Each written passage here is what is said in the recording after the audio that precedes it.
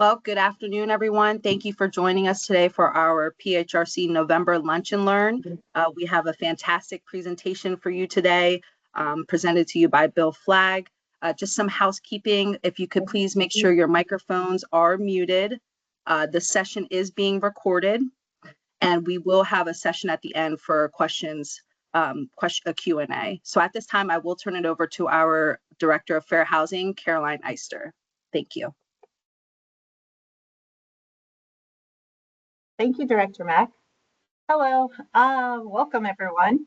PHRC is excited to host this premiere and unique presentation. We will be gaining insights on how the recent NAR settlement impacts Pennsylvanians and the real estate services and transactional landscape in Pennsylvania. Before I introduce our speaker, I am honored to turn the floor over to the Executive Director of the Pennsylvania Human Relations Commission, Chad Dion Lassiter, for his welcome and remarks. Good afternoon, everyone. Just humbled and honored to be here. Want to thank everyone that that played an integral part in organizing this. Want to also just thank our ALS. We're very appreciative of having you all here. I'm excited to be in this space, to listen, to learn from an expert in this space.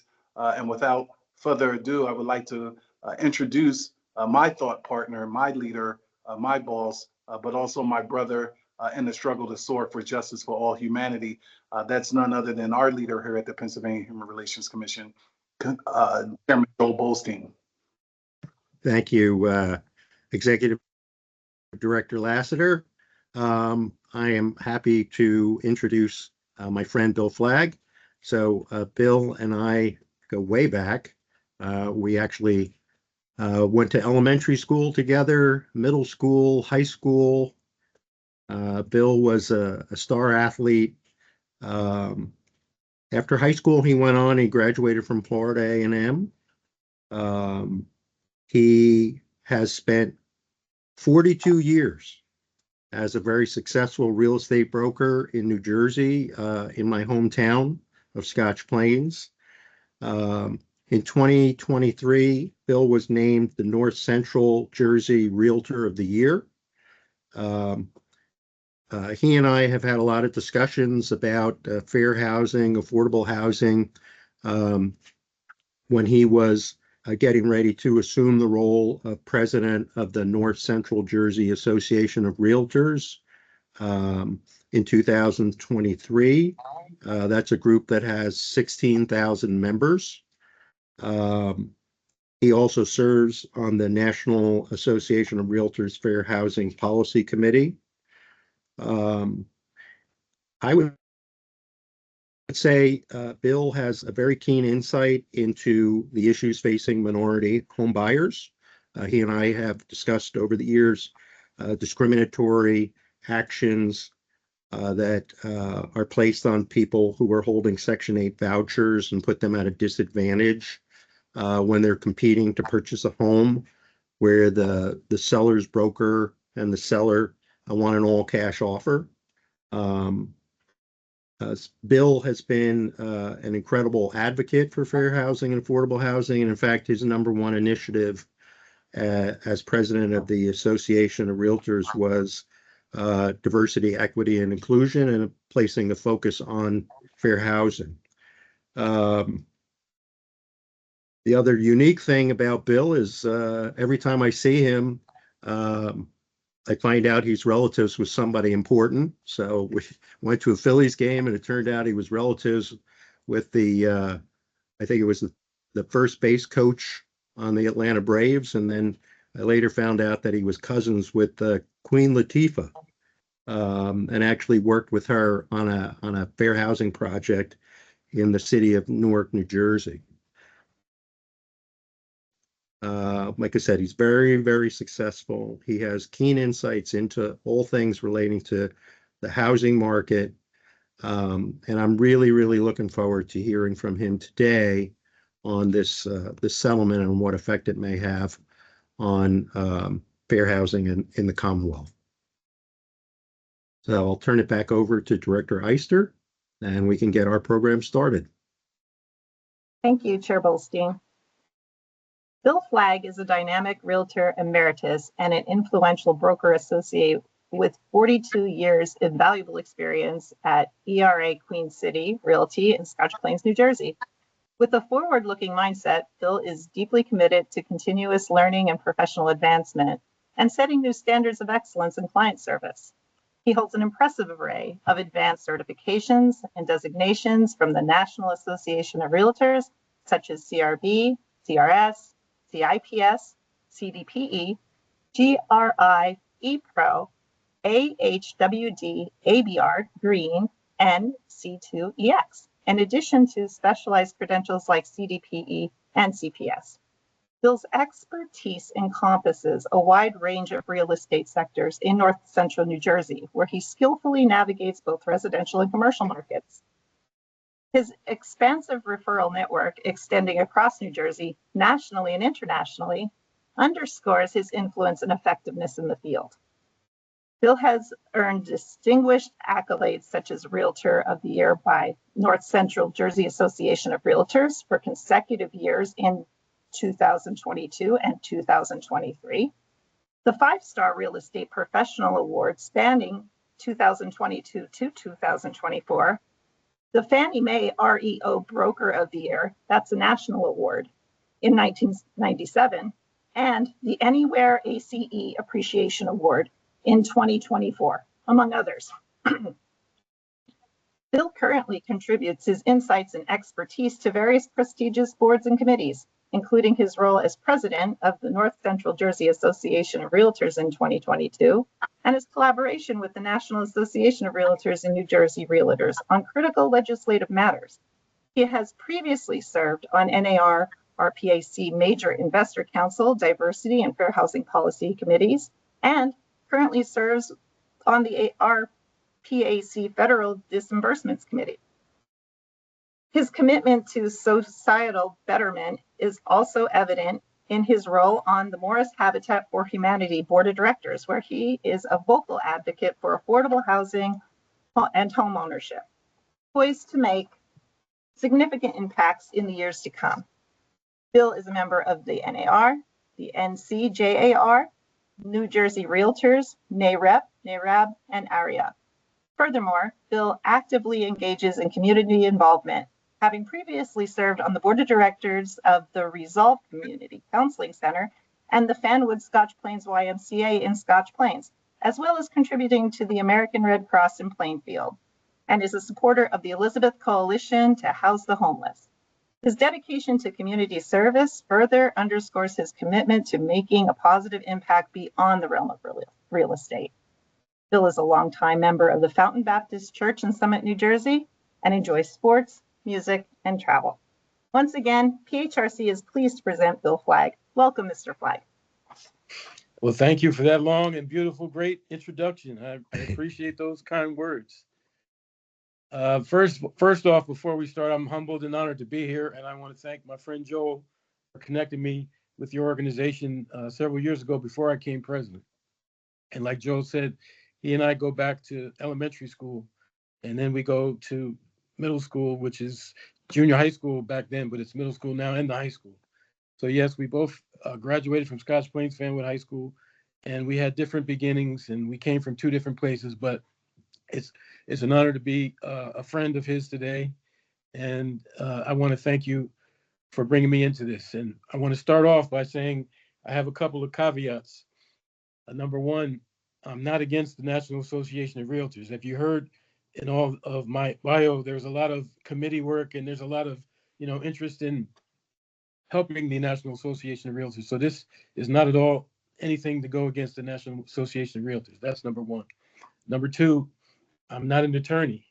Joel is an attorney. I'm not an attorney, so I can't talk in attorney language, and I can't, make attorney assumptions or shed that kind of insight as far as legal matters. But I will share, my story on why I'm so involved in fair housing and why I'm so connected to affordable housing and advocate for these fair housing, affordable housing, and first-time buyer home ownership and wealth building and generational wealth. Because the biggest problem that our people of color and the minorities and low and moderate income people have is getting that first house. But before we get into the North settlement, let me just get back into the story of the beginning of where I saw some things as a child growing up that kind of later made me focus and be very involved and interested in improving fair housing and people's opportunity to own homes. So Joe mentioned we lived in Scotch Plains and we grew up in Scotch Plains. We moved to Scotch Plains from East Orange, which was a more urban area, in 1966. And we moved to a nice cul-de-sac of 14 homes on the north side of Scotch Plains. And we moved there in 1966. We were the third Black family to move on that block of 14 homes. Within 1 year, there was a turnover almost completely to the other side, where there were only 4 white families left 1 year later after we moved there. And of course, I didn't know then as a 6-year-old, but later on, getting into real estate, that's what you call blockbusting. So that was the first example. The second example, in the same neighborhood in downtown Scotch Plains, my mother was selling so many clothes from her home. She was raised by her grandparents who were entrepreneurs, and she was, trained to be an entrepreneur. So she started selling clothes out of her home, and she sold so many clothes that she needed to get a storefront to have a retail space to operate her business. So there was a storefront for rent in downtown Scotch Plains, and she called on the for rent sign, and they told her it was available, and she went over to see it. And when she got there and they looked at her, all of a sudden, they said the space was rented. So then she called one of her Jewish friends, who was a model for her with her fashion shows, and she sent her there. And when her friend went there, they wanted to immediately rent the store to her. So this was a big problem. And this turned into a lawsuit that my mother eventually won. And she was able to obtain the lease and use the storefront as Lydia's Boutique. And that was in 1968, in the height of all the civil rights, stuff going on. And that was the second example. And the third example was 3 years later, at 11 years old, where I met Joel in Cole School in Scotch Plains. We were getting bused. We were in the first group of people that got bused from the north side of town to the south side of town. So we got bused and we got picked up at the corner where we lived on the cul-de-sac, and we got dropped off at the front of the school, Coles Elementary School. But the problem was, on our first day, we weren't warmly welcomed, and there was a little bit of protest and a little bit of angst as far as us Black kids coming into the rich South Side Scotch Plains area. So that's the third instance. So as a kid growing up, it's not something that I would think about regarding fair housing or real estate. But as you understand, in my years of experience in real estate, you could see how I would be very much against this type of things continuing to happen. So that was really my entree into fair housing, and being in a position to help people face those issues. I mean, it's not just Black people or Spanish people; it's the LGBTQ plus. It's all of the protected classes that need help, and that was the beginning of my entree into fair housing in trying to help people. And that's something that, real estate agents and real estate people are in the business to help people. And some agents, only focus on their own clients and their own business. And some agents, like myself, focus on, the broader aspects of community outreach and, home ownership, education, and all these type of things that help people become homeowners. So that's really the beginning of my story. And as I said again, I'm not against NAR, and the lawsuit was very impactful in a huge way for the whole organization. The National Association of Realtors is a large trade organization of 1.5 million members, and it's one of the largest trade organizations in the country. And there was a case that came up in Missouri regarding the antitrust, and the lawsuit was basically saying that the realtors were price fixing the commissions, and they were, paying, the sellers were paying too much commission, and that's what the lawsuit was about. So it was a class action lawsuit of several thousand homeowners, and the National Association of Realtors was going back and forth with the DOJ on this. And at one time they thought a settlement was made, and then the DOJ reneged on the settlement. But this year it came to a head, and the original lawsuit was like $2.3 billion that was ruled, and that the National Association would have to pay. But they were able to negotiate that down to 412 million. And the reason for negotiating that down is 2.3 billion would not be a payout that the National Association of Realtors would be able to do, maintain, their organizations. So they made a settlement, and even today, everything is hinging on the DOJ's approval, which is scheduled for next week on November 26th. So if the DOJ approves it, then we can move forward in the new process that we have. And everything changed for us in New Jersey on August 1st, ahead of most states, which the whole country changed on August the 17th, when that new way of doing business was put into effect. In New Jersey, they created a bill and a separate policy that started August 1st, and it was called Consumer Protection Enhancement Act.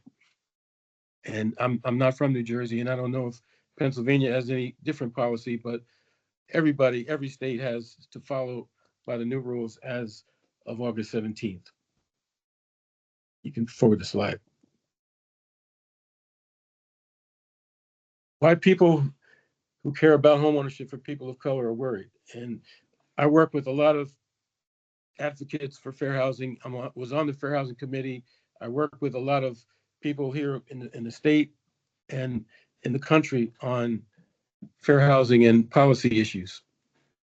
And what's happening with this lawsuit is creating unequal access to homeownership opportunities, because the sellers the sellers are no longer mandatorily faced with paying commissions. It's an option for them, and some sellers are paying commissions and some sellers aren't.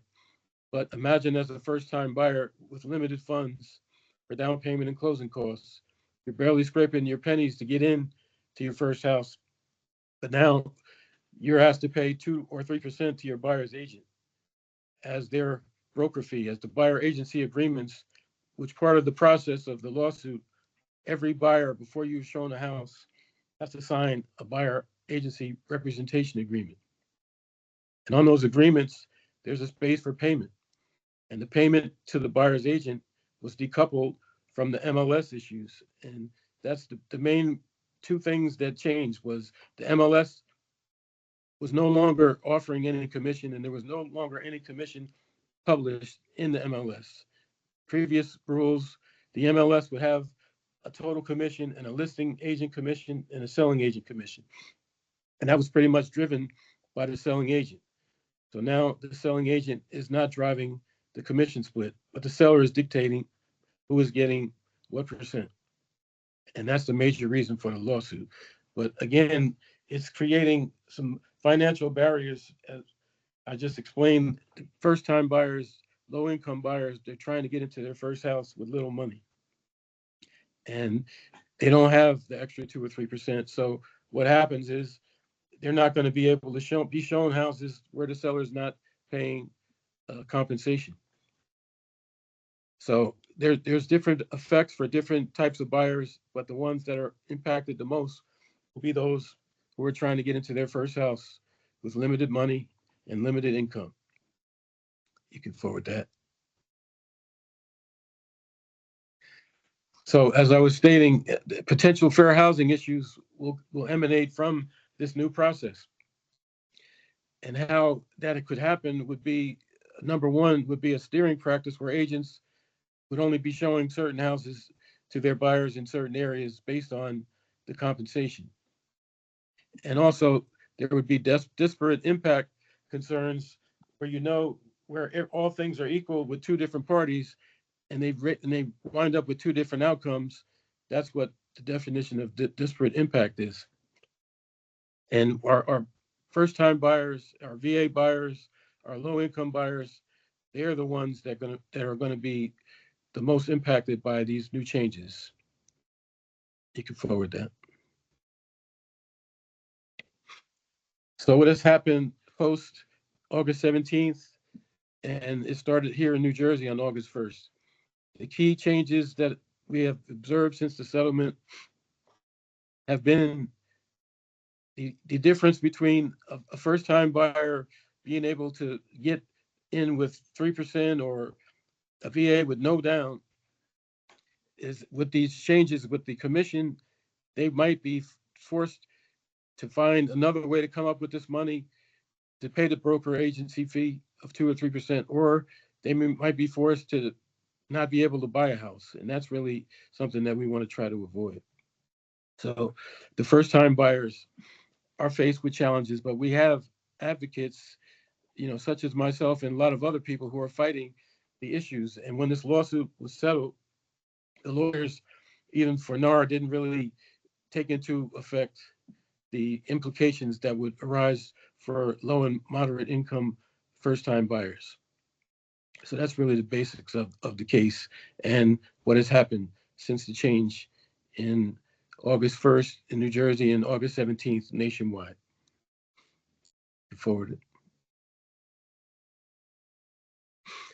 So I'm open for any questions, and any one of you on the Pennsylvania side, if you could interject anything that you know about what's going on in Pennsylvania, because I'm really not in Pennsylvania, but every state is moving at a different pace, and some states had buyer agency agreements for 15 or 20 years, and they're used to doing this type of transactions. But us in New Jersey, we have never had a buyer agency agreement. So this is brand new for us. And it's brand new for most of the country because only 13 states previously had this in process. So Bill, describe the difference between the situation kind of pre the settlement and post settlement. So I'm trying to fully understand it. So before the settlement, if you were the buyer and you were a low income buyer, would you just not be paying the commission? Would the seller be paying the entire commission? And now after the settlement, it falls on the buyer to pay a portion of the settlement? Is that the difference, or am I mistaken about that? No, I mean, the difference, like I said, there's two parts to it. The MLS would advertise the commission that the seller would pay, and the seller paid the commission. There was no question about who was paying the commission. The seller would always pay the commission. That was before the settlement. After the settlement, they decoupled the commission and they took the advertisement of compensation out of the MLS. So every agent, before they show a house, they have to contact the listing agent and ask them, number one, if the seller is paying any compensation, or number two, if so, how much are they paying? So that's the major difference. So does that mean that brokers are going to be less likely to want to represent lower and moderate income first-time home buyers because they're worried the likelihood of them getting commission is less than what it would be if they were representing kind of a wealthy home purchaser? Yeah, that's true. But I mean, that's really against the law. And, realtors are supposed to show any house to anyone who has to see that house. But on the other side, buyers are telling their agent that they only want to see houses where the seller's paying because they don't have the money to pay. We're finding that a lot now. Okay. But so far, in the 3.5 months, this changes has happened. I would say 85 to 90% of all the sellers in our market are paying the buyer's agent compensation. Okay. There's some people who need to mute their line because we can hear them in the background. Thanks. Bill, Anybody else have questions for Bill? Yes, I Bill, can see you hear me? Stacy Waters. Oh, Yes, Mr. Flagg, that was wonderful. I just have a question, not specific to the settlement, but the suit that your mother was involved in. Was the Fair Housing Act of 68 passed before or after she filed suit and won? Because I know, interestingly enough, that was the very same year that that act was passed. So I was just curious as to whether or not that impacted her victory. Oh, I'm sure it did. Yeah, because it was right at the same time in 1968. It was right at the same time, and it's a good thing that it happened, because if it hadn't happened, then she might not have gotten the store. Yeah, thank you for sharing that. No problem. Yeah, I could tell you again. So Bill and I grew up in Scotch Plains, which is kind of a middle class, I would say, suburb of New York. And I have stories just like Bill's story from the opposite side, which is my parents were very close friends with an African American couple who was an attorney, who was good friends with my father, who was an attorney. They wanted to move to Scotch Plains, and the real estate broker, they saw places they wanted to move to, which were on the south side of town, about a mile from where I grew up, just down the street from the elementary school that Bill mentioned, Coles Elementary. And the broker kept taking them over to the north side of town and wouldn't show them any homes in the south side of town. And they went to my dad and said, they explained what was going on. And my dad said, well, the next time you meet with the broker, you bring me along. And went along with them the next time they met with the broker. And he insisted that they show them the houses that were over in the south side. And they did, and they purchased the home. And the people in the neighborhood were upset that they sold the house to an African American couple. Now, the postscript on this is that attorney who was friends with my father ended up being the first African American justice on the New Jersey Supreme Court. His name was Jim Coleman. And the Colemans and the Bolsteins were friends for a very, very long time. But that's just an illustration of kind of, again, my family moved to the same town in 1965 when I was 5 years old. And all of these things were undercurrents going on that I, as a child, had no idea about. Okay. So I think we've come a long way since then, but there are still these impediments that are being put in place for low income, minority, first time home builders. One of the things that Bill had talked to me about, leadership of the North Central Jersey Realtors Association, was how people were disadvantaged if they had a Section 8 voucher. Bill, you want to explain a little bit about that? What your experience was with that? Oh yeah. Well, no one wanted to touch anyone who was trying to buy a home with a Section 8 voucher, or no one even knew that was even possible. And I really didn't know that was possible until maybe less than 10 years ago. But people are actually now buying houses with, Section 8 vouchers, and they cannot be discriminated against, just like all the other protected classes. That's not what's supposed to be happening in today's world. But we're still faced with some of these, bad situations and bad actors doing things that are not right, and we need to stop it. Yeah, and it flies under the radar because when a seller is saying to the broker, I only want all cash offers, meaning I want somebody who's going to take back a mortgage and pay me cash, or somebody who's just going to pay cash, and you introduce into that transaction, oh, by the way, this person needs a voucher, they're going to steer away from the person who needs the voucher. And that is discrimination. I don't know if we're experiencing that in Pennsylvania, but to me, that looks and smells like a discriminatory transaction. I see there's a couple other hands raised.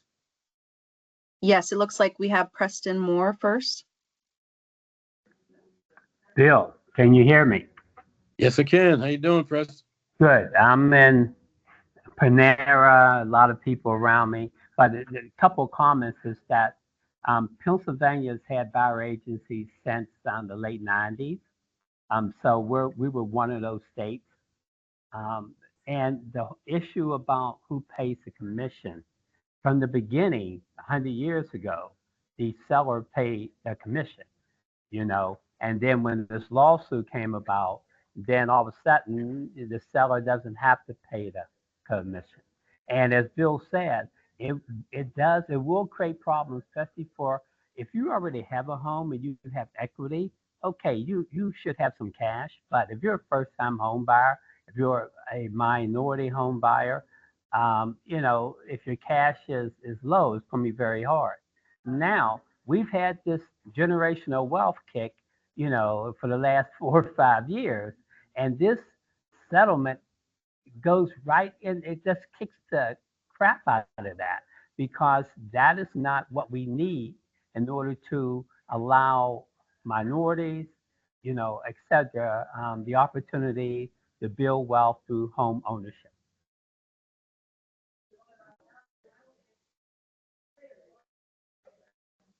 Yeah, no, Preston, the biggest problem is it really cuts off the opportunity to build generational wealth. And the wealth gap is so wide. And, Yeah. we're focused on trying to narrow it, but it's going the other way with the change in how the operation is done. So we need to keep working on this. It's a very important issue. Thank you, Preston. We have Director Eister, then Rose after that.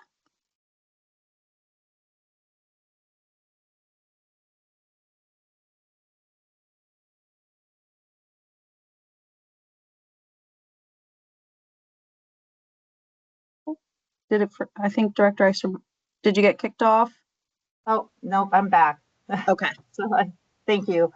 Thank you, Mr. Flagg, for this premier presentation. All the partners and public on this call are really benefiting, as this was a new development in August. So with that in mind, this is really wonderful outreach that you're doing for us. But my question was, as part of the settlement, are you aware of any efforts to promote transparency in these transactions, and what kind of resources or training is provided for realtors and then in turn the general public, that people are aware that this is happening? Well, I think the easiest way to answer that question would be to send you to the facts.realtor website, which explains the settlement, explains all that NAR is doing. And there's massive training and there's massive, outreach to educate the public and educate the buyers and the sellers. And it's all on that website. That's a great resource to find the answers to all those questions. Wonderful. I'll find it and I'll share it. Okay, Rose. Hi, Mr. Flagg. How are you? I'm good. So great. Thank you for having this. And there's a lot of familiar faces I see here. My name is Rose Han Yuan. I'm president of the ARIA, Greater Philadelphia chapter. And I'm so happy that you're also a fellow ARIA member as well. And we're all basically affiliated and members of all the different diverse real estate organizations. I'm a proud realtor as well. And it does affect our community, especially in Pennsylvania. Working with our community, AA and HPI community, using affordable housing grants and initiatives, and having products to help them with their down payment. So this is another challenge that we are facing to move that needle of homeownership rates for our community, because that's a conversation we haven't had before. Who is paying for our commission working on your behalf? And this is a very difficult question or issue to face, because they never had to pay us before. And now this is something that they have to consider. And our members, real estate professionals, have to consider it when we're working with our buyers, our clients. And this is something that is very important. We had NAR persons speaking on with our organization, professional, but it comes down to practical solutions, and we need this yesterday. Because the buyers want to buy homes, not only their lack of inventory, multiple offer situations, and waiving inspections. That's where we're encountering as well. So this is very important imperative that we work in practical solutions on how the real estate professionals can earn a living and also work on behalf of our clients to get them into those homes. So I think this conversation is very important because our real estate professionals do this.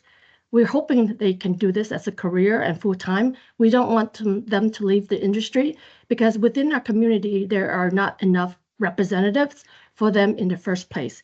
And language is a huge issue for them.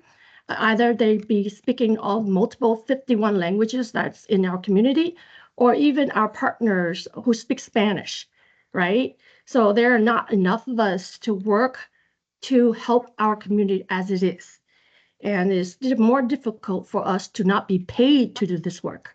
So I think this is very important in this situation, practical wise, to get these solutions there on the table. How can we get paid, and how can we serve our clients with all the issues and challenges facing us at this time?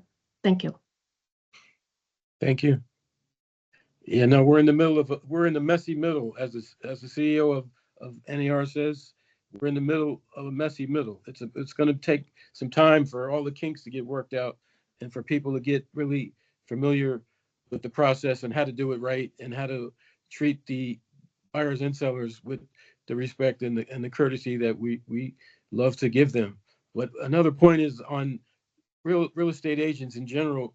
The market has been tough with the tight inventory for a couple years.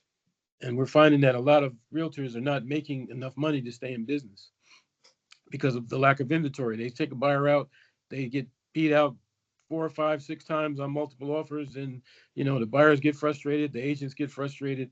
And, we need more inventory to solve this problem. But the point is we're losing members because they can't make a living, because it was already hard with the lack of inventory, but now with this lawsuit and the new changes, that makes it even a step harder. Thank you for that. We have a couple more questions. Forgive me if I'm pronouncing your name wrong. I see Tawana Prescott. That is correct. That is correct. Thank you so much. Thank you, Mr. Flagg, for coming on today to give us information concerning this issue.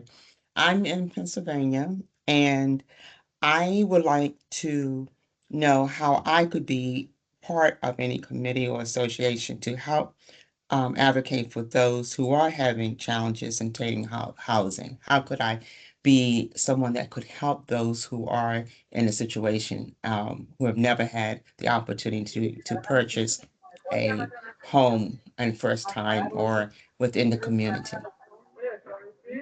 Are you a real estate agent? No, sir. I'm just a regular citizen. I was just interested in this session because of the title, and I just wanted to know more about how anyone could go about obtaining a home for the first time. And just listening to what you explained about how it has been difficult and has always been my desire, actually from a very, very young age to help those who are disadvantaged and to obtain homes. And so, yeah, it's just been a desire of mine for many, many years. So listening to the challenges and the situation, I would like to go on the other side to try to help those who are not in a position to obtain. Well, I would recommend like starting off at a local HUD approved like community counseling center, to get that education on a higher level and to try to find some kind of groups. I mean, every city and every community has, community groups that come together that discuss these issues and try to make, some progress on it. I would definitely recommend those two things, that would help you in what you're trying to do. All right, well, Excuse thank you so me. much. Okay, Thank Bill, you. can I help in that, answering that? Go ahead. It depends where you live.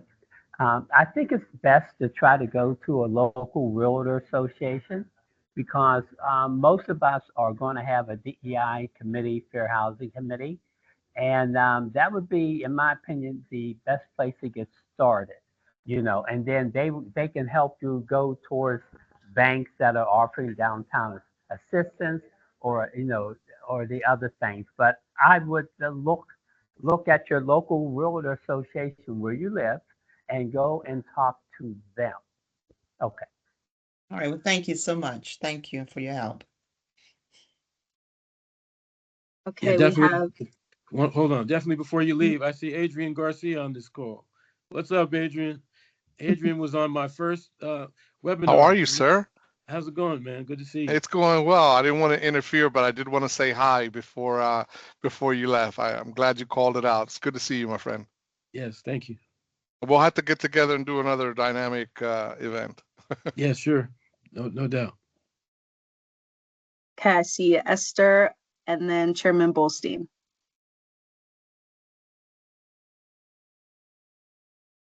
Good afternoon. I work as an investigator with the PHRC. Mr. Flagg, your presentation is wonderful. I'm listening to the presentation and all the speakers and all the participants with their questions, and I just wanted to share something more in real life terms with real estate and the buying process and things of that nature. Years ago, I actually thought about changing my job and went through the real estate classes and courses and passed the state license to be a real estate agent. I went through the process. I was having brokers try to recruit me to be realtors. This is pre-COVID. After the fact, I'm Hispanic female. There was one Hispanic female with an unmentioned broker here that I'm discussing.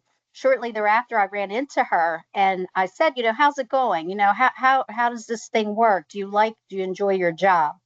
And right away, she started to tell me that she felt somewhat discriminated against in the field, being a Hispanic female. She said when the broker would get questions about home buying and the home buying process and possibly people looking to buy or people looking to sell, that the broker themselves would redirect those calls to certain agents or favorite agents, where she felt like she had to work twice as hard to do the sales or to find the clients. With that story, kind of turned me off a little bit, but I had the education. So moving into real life, I have a relative, a family member who actually built a home in the 400,000 plus monetary value. And it was only because of my education that I was able to provide. And I think outreach and education is what helps people out there. She ended up building a home. She was redirected by the realtor to a certain lot that she really didn't want. But she ended up saying, or they at least told her that if she purchased this lot, she would get some of the amenities that she wanted. When the entire development was built of 30 plus homes, the 10 homes on her street were filled with predominantly someone from Jamaica, someone from Haiti, her being Puerto Rican, and the rest Nepali on that block.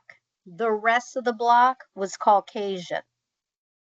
And when we engaged in conversation, and I told her, well, wait a minute, they can't do that. That's steering. She never heard of the term. When she told me that her realtor asked her, what is your nationality? That was a big red flag because as a realtor, I know you can't do that. Right. So, she currently has, because of my encouragement, filed on a federal level a lawsuit against the builder, the realtor, subsequently everybody involved. She tried to rally some of the other neighbors that were also took note to what occurred, but she said they were afraid. They didn't want to make waves. They didn't want any problems or any issues. But yeah, in real life, we're talking 2024. This stuff still happens. And I just wanted to finish with saying, I believe education, knowledge, outreach is what's really going to help people to understand and realize when someone is taking advantage of them. Thank you for your time. Thank you. And I think one of the biggest problems in fair housing is people don't report these things. You know, if you see something, you got to say something. That's the biggest problem. Everyone says, oh, well, you know, I don't want to upset this person or that person. It's like, you know, if somebody does you wrong, you got to report it. These people are doing things that are illegal and they will be penalized for. And, you know, this is something that is really way much more in focus now than it was 10, 20, 30 years ago. People are looking for cases to to help right the ship, you know, so that's the biggest thing. We need to report these things. Absolutely. I think we have time for one more, and that leaves Chairman Bolstein. Thanks. So Bill,